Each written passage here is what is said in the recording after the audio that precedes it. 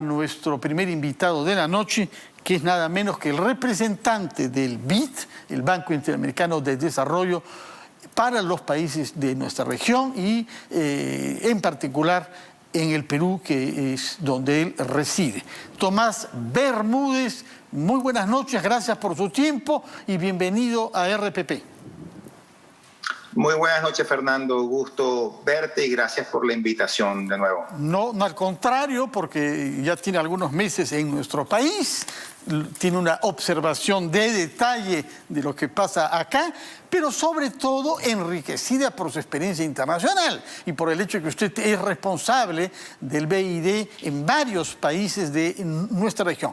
A ese título ha escrito un artículo usted publicado ayer en el diario El Comercio bajo el título de puntos de encuentro para construir un proyecto país. Y efectivamente necesitamos esos puntos de encuentro mucho más que nunca. Usted hace notar, sin embargo, que ha habido en América Latina movimientos pendulares, pasar de quienes creen más en el mercado a quienes creen más en el Estado, pero parece estar usted habitado por una confianza en que se puede buscar un consenso acá, tal y como se ha hecho en otros países de la región. Explíquenos de dónde su optimismo. Muchas gracias, Fernando. Mira, y es un optimismo, pero es un optimismo necesario para la región. Lo que hemos estado viendo en la región últimamente, lo que decía justamente en mi columna, estos movimientos pendulares, que varían de posición con respecto a énfasis en personas que creen que la solución va por la vía de tener un Estado más grande, otros que piensan de que necesitamos un Estado más pequeño y un sector privado, o que la recuperación debe ser vía o conducida por el sector privado. Pero lo cierto es, Fernando, que estamos metidos en una crisis tan grande, tan profunda de parte del COVID, que vamos a necesitar de consensos nacionales en todos los países para poder salir del atolladero en el que estamos metidos. Y estamos al mismo tiempo en un ambiente muy polarizado en prácticamente todos los países. Lo que estamos viendo en Colombia, lo que se vio en las elecciones en Bolivia, lo que se está viendo en las elecciones, también en las elecciones en Ecuador, es producto también de una polarización muy grande que tenemos que resolver. Porque como dije al principio, salir de las atolladeras y la crisis tan profunda va a requerir de consenso en temas nacionales. Y yo creo que parte de lo que está pasando, Fernando, es un poco, estamos todos muy en contra de algo, muy en contra de cosas, y tenemos que empezar a favor de temas. Y yo siento que a veces, por todas las frustraciones y todas las cosas malas que han pasado de alguna manera justificadamente en nuestros países, se generan odios con respecto a temas. Pero yo creo que el odio tiene un efecto muy negativo en el corazón y en la mente. Yo diría que hasta un efecto anestesiador con respecto a ver lo que son realmente los problemas del país. Y yo creo que el odio no te elimina los problemas que hay de inseguridad, los problemas que hay de educación, los problemas que hay de capacidad de la informalidad, de la capacidad de los hospitales para atender o del Estado para atender la crisis sanitaria. Si tú quitas al señor Castillo, quitas a la señora Fujimori del medio, los problemas van a seguir ahí, se van a mantener ahí. Y yo creo que lo importante más bien es ver cómo construimos consensos, independientemente de la visión que tienes con respecto a cómo hacerlo, de manera con respecto a lo que son los problemas del país. Y en la medida que construyamos un consenso de cuáles son los problemas del país, yo creo que se pueden ir eliminando lo que son algunas de las polarizaciones tan grandes que tenemos en los países nuestros.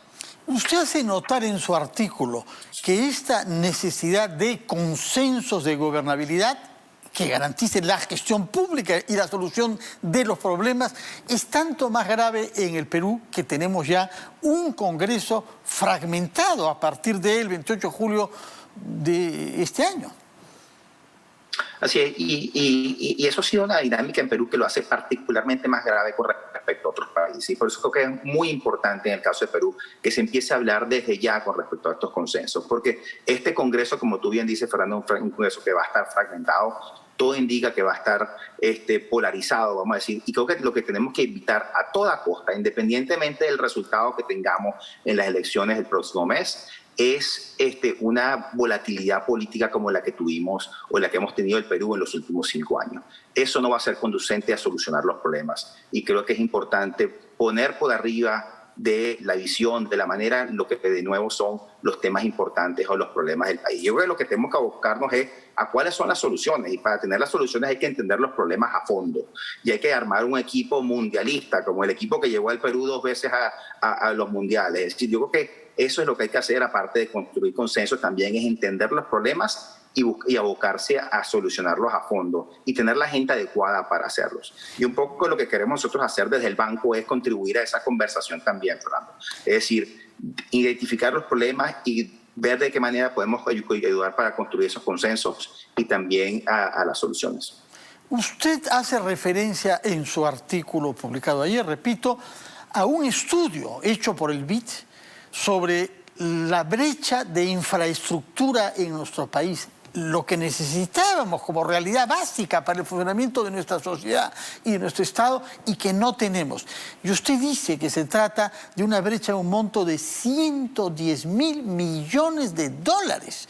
Y subraya, resolver este problema no es un tema ideológico, no debe dar lugar a un debate entre izquierdas, derechas, liberales, socialistas. Es una necesidad de gestión eficaz y, subraya usted, transparente, es decir, sin corrupción. ¿Cómo lograrlo?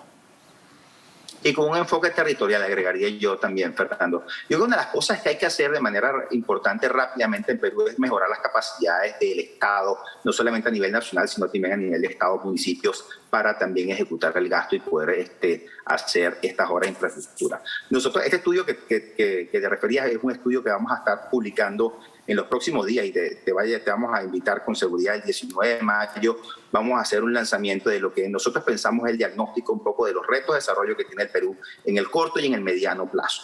Y proponemos algunas soluciones como banco para la conversación. Nosotros no estamos prescribiendo una solución, no creo que estamos en el rol y nos corresponde a nosotros prescribir una solución, pero sí alimentar la discusión con respecto a cuál es nuestra visión de que son algunos de los problemas que tiene el Perú y poder aportar algunas soluciones para esa conversación. Y parte de lo que nos gustaría poder hacer es poder conversar con los distintos factores en el Congreso, con los candidatos a la presidencia y poder poner estas ideas a la conversación y ofrecer también todo nuestro apoyo técnico de conocimiento para lo que debe ser la construcción de consensos, como decía, pero también la búsqueda de soluciones. Otro tema que usted subraya como característico del Perú es la mala calidad de los servicios públicos. Y precisa usted que esto es particularmente grave en zonas rurales. Salta a los ojos que esta realidad que ustedes constatan ha debido tener alguna influencia sobre el resultado electoral. Y no solamente en servicios públicos en general, lo que hemos visto también en este estudio que vamos a estar publicando tiene que ver mucho con eso, Fernando. Hay una diferencia muy grande y creo que salta a los ojos también, como tú bien dijiste, quizás en el propio resultado electoral, la diferencia tan grande que hay en servicios públicos, en la brecha de educación. Los resultados con respecto a las pruebas internacionales son ampliamente diferentes en lo que son las zonas urbanas y las zonas rurales. Entonces yo creo que cualquier aproximación que hagamos en términos de Perú tiene que tener un enfoque territorial muy importante. Y eso se combina con otros temas que también son complejos de entender, minería, medio ambiente, una cantidad de cosas que son inherentes. Y yo creo que Perú ha hecho una tarea extraordinaria en buena parte de lo que ha hecho en los últimos años, un modelo que es incuestionable desde el punto de vista de la estabilidad macro, de las cuentas fiscales, de la independencia del Banco Central. Y creo que hay una asignatura pendiente grande también en los estados, en los municipios, en la manera como se ejerce el gasto. Y yo creo que esa es mejorar el modelo que existe, pasa por esa parte, que es un modelo muy bueno. Yo creo que el Perú ha sido el alumno aventajado en la primera parte y creo que le falta todavía parte de la asignatura en la segunda parte. Yo le ruego que me acompañe durante una brevísima pausa, después de la cual quisiera tocar todavía dos temas que usted ha mencionado en su artículo, que es bien denso en realidad. Uno es la baja recaudación tributaria en nuestro país, aunque nos dicen que está mejorando un poco, y sobre todo el tema más grave de nuestra economía y nuestra sociedad, que es la informalidad laboral. Una palabra sobre estos dos puntos, por favor, después de la pausa.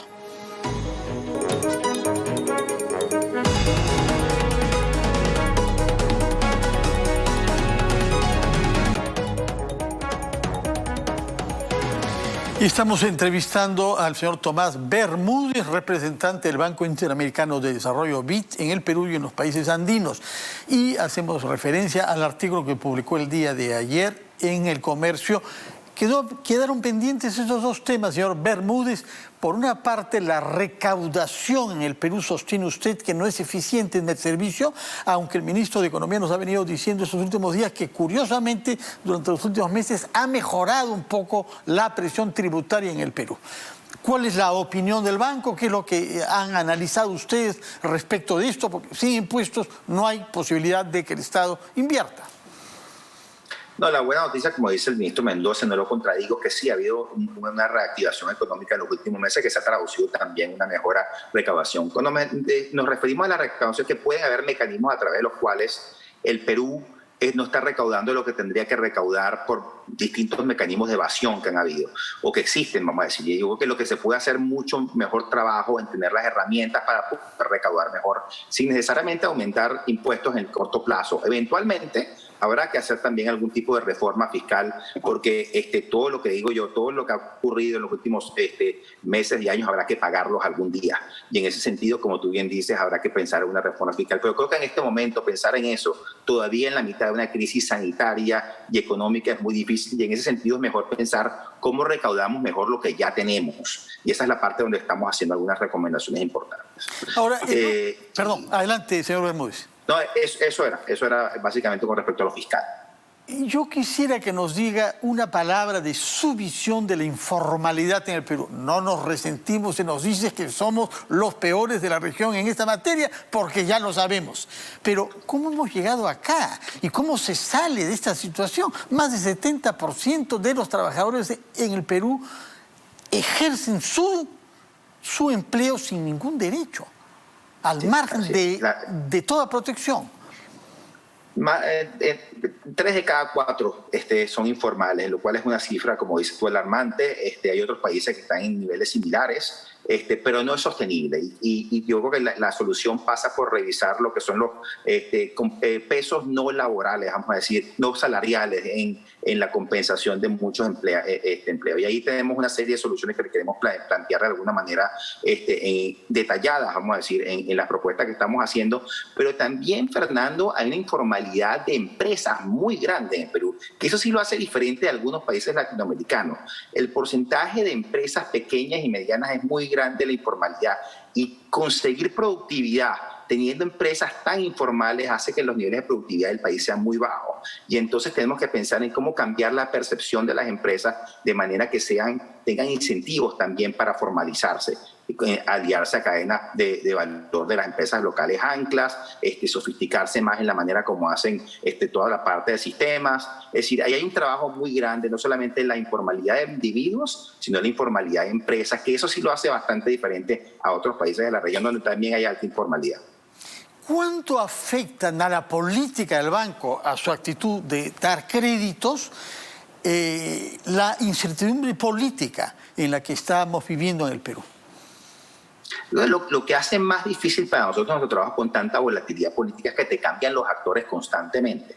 O sea, parte de la experiencia que tuvimos en los últimos años fue la volatilidad de actores con los que estamos trabajando. Es decir, yo estoy nombrado, como tú bien dijiste, Fernando, en Perú desde julio del año pasado como representante en Perú. Y en ese periodo he tenido 3 presidentes y varios ministros.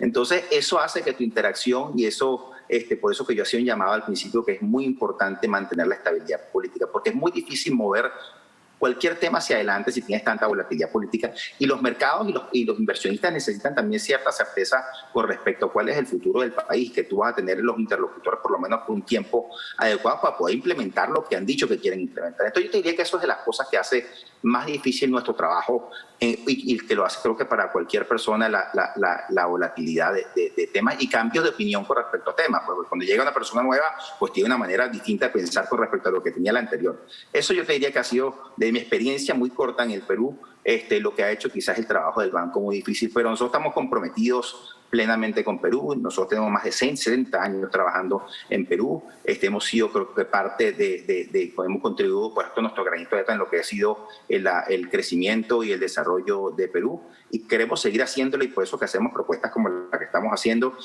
con respecto a lo que creemos que se puede hacer de cara hacia adelante. Y yo te diría un poco, Fernando, un poco para terminar, yo creo que es importante resaltar ese mensaje a la gente, a pesar de la frustración, a pesar de la tristeza, a pesar de la rabia, con razón, hay que ser optimistas y dejar de pensar en contra de qué, y más bien pensar a favor de qué. Y es a favor de empleos bien remunerados, a través de a favor de la buena alimentación, a favor de la vivienda digna, de la buena educación, de la salud.